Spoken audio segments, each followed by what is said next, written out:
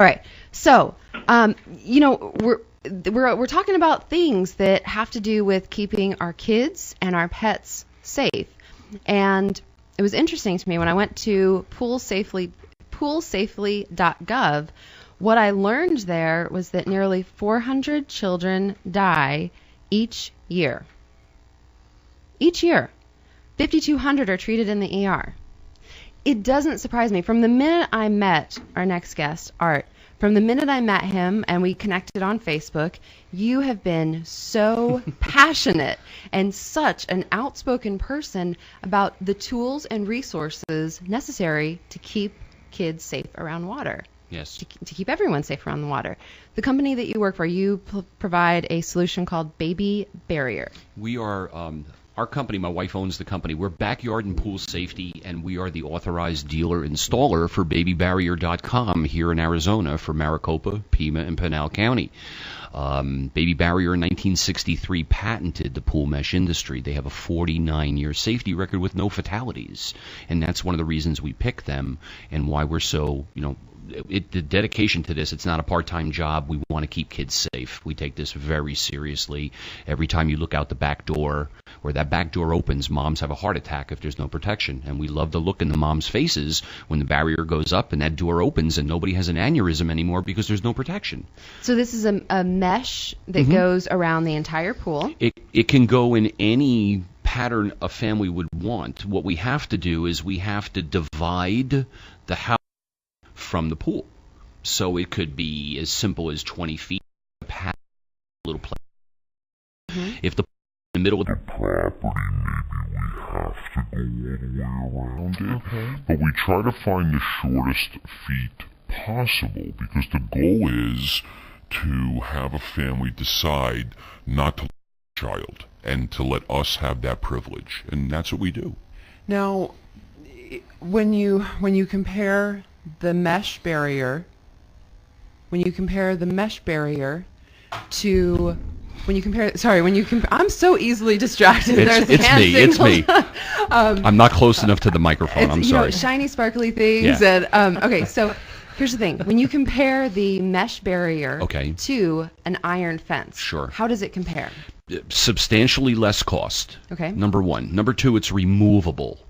So if you don't need it for an event or a party, the kids go away, mom and dad have some private time, you can take our fence down. An iron fence, first word's iron. And when kids trip and fall, they break a tooth, they get a contusion. Iron fencing has 4-inch openings, end to end. And you're not supposed to have greater than a 4-inch opening. Baby Barrier only has 2-inch openings every 15 feet. Iron fence, maintenance, hurts. When little kids grab it in the sunlight, they burn the palms of their hands. But the big one is the tripping and falling. Trip and fall, break a tooth. Trip and fall, get a contusion. Ick. And just because it's mesh, it still has that locking mechanism. Correct? Yeah, now on the mesh fencing, it uses a tension principle. The Baby Barriers concept in 1963, there's a dynamic to this. It's not like a Little League fence. They just don't put poles up and you put your mesh up. Every hole has to be drilled in a particular orientation to the water of the pool. Basically, we tell people if we make a 10-foot circle, really the top is 11 feet because everything leans away from the pool. And when you attach all your sections, that's where you get the energy to make it like what you see around trampolines, like that protective mesh to keep kids from flying off a trampoline. So if children fall into our fencing, it's soft touch. They can't climb it. They can't get their little baby fingers in it. They can't get under it because it's flush with the ground. And there's no maintenance for moms and dads. Now, you said it's flush with the ground. Is it attached to the ground? We drill a hole the size of a roll of quarters every 3 feet in any pattern a family wants because the fence is in 15-foot sections that are 3-foot spacing. So if you can picture a pattern or a serpentine or a 90-degree bend or we have to go up steps, whatever we have to do, we drill a hole every 3 feet the size of a roll of quarters. And that's how the fence goes in. If we have to go across the rocks or the grass, we make a footer for them and like that. Something that surprises, actually, it doesn't just surprise me, it shocks me. Every year when we hear of kids drowning and knowing that this was 100% avoidable. Sure. Why are there not, or are there laws in place that require people to have fences around their pool? The state has rules. The towns in Arizona have particular rules that modify the state rule. There are rules. The problem is nobody knows it, and there's no enforcement. Like if we go to do an estimate and somebody says, no, we don't report people, but we kind of leave heavy-hearted knowing that, wow, we could have helped that family, and they chose not to. $1 a day over 4 years for them was too much, but maybe an ER visit was going to be okay. I don't understand that. It's so simple. You get a discount. You get your homeowner's insurance premium lowered.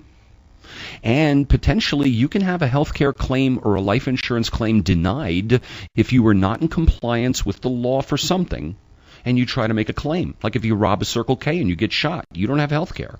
So the same thing can apply with the families. It's interesting. And I want to, before I say this, I'm not a big fan of big government, okay? That said, the different cities, the local municipalities will actually give you rebates if you reduce your turf and reduce your water usage. I'm surprised that they don't offer some type of rebates if you install a protective barrier around your pool to keep your kids safe. I'm shocked that the cities or that the government doesn't do that. Every time we have a discussion about this with anybody, it gives me chills. It raises the hair on the back of the neck. It's so simple to not have a very bad day with your family.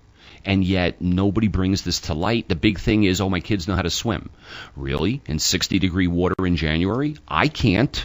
Right. So it goes beyond the concept of the family saying, my kids are okay, don't worry about it. No. What about your neighbors? What about when your cousins come over, the nieces and nephews? What about visitors? It goes beyond believing your 2-year-old child knows enough not to drown. They don't.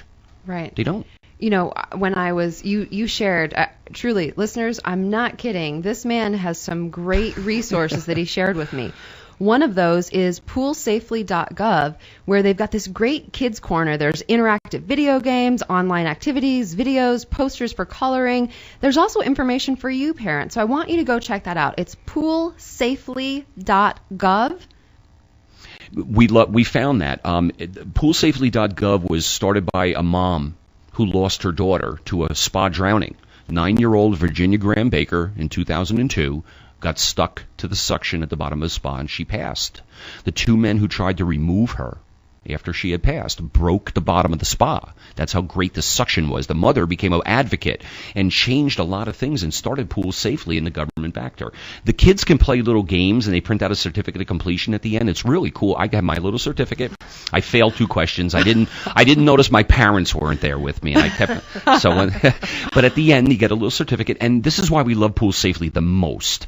Moms and dads can only tell your kids so much before they shut you off, and to have a third party introduce the information from not a no aspect really helps. Right, absolutely. Another one of the resources that you shared with me was on the website for Phoenix Children's Hospital, and I'm a big fan of Phoenix Children's Hospital. They actually saved the life of my son, so anytime I go there, I know that they've got great information. They're a wonderful, phenomenal resource, and they've got a water safety program, but some of their keys to water safety, eye-to-eye contact, the barrier, additional layers of protection, covers, inspect the barriers, doors and windows to the pool locked, assign an adult to watch during social events.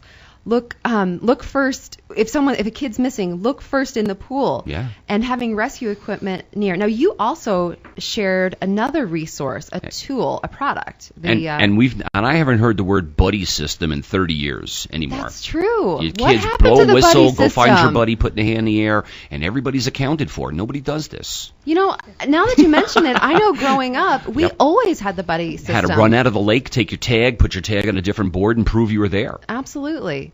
Now, what about you? You told me about the turtle. Yeah, there's sometimes families say, okay, we protected our house, but I go to my mom's house, I go to my mother-in-law's house, and they have a pool and they have nothing.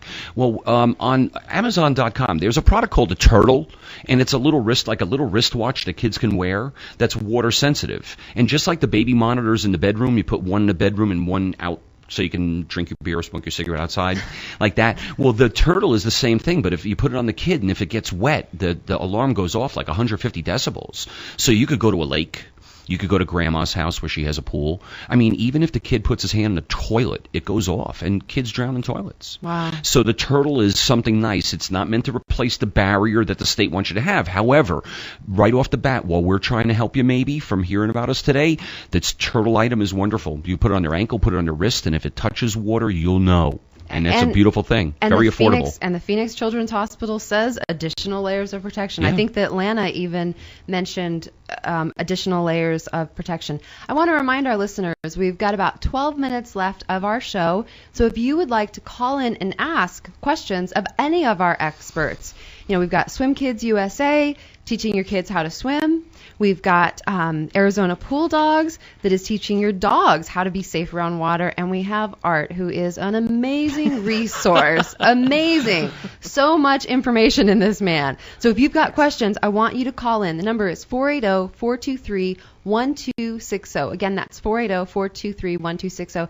And for those of you that are listening or watching on the web camera and then post on my Facebook and tell me how animated I am, and yes, it's true. I am animated. And if someone were to hold my hands down, there's no way this show would be going on. I can't do it. I used to have to put my hands in my pockets. That would shut me up. Just put your hands in your pockets. Can't talk. Someone said, "Are you Italian?" And I was like, "No, Norwegian." I don't know. Maybe it's a Viking thing. I don't know. But yes. All right. You were, and I'm directing this to, I know that people that are listening on 1260 online or on the radio, they can't see me directing at you. But Art, Good Morning America, Bob Vila, what's that about? Bob Vila, This Old House, picked Baby Barrier to install their product on a Bob Vila house in Florida on a Bob Vila show. If you go to babybarrier.com, on their homepage at the bottom is a little 4-minute video, and you can watch Bob Vila and the owner of Baby Barrier walking around and talking about one of the fences. And Bob gave it a 2 thumbs up. So my whole life, Bob Vila, hey, that's got to be good stuff. The gate is the most substantial gate on the market. It actually acts as arms to hold the fence, and nobody else does this. And the gate was on Good Morning America. I missed that show in 2003. I almost got to go to it, but it was on Good Morning America, which we like that. Right. The biggest thing about the Baby Barrier, after your break or whatever, we've got a little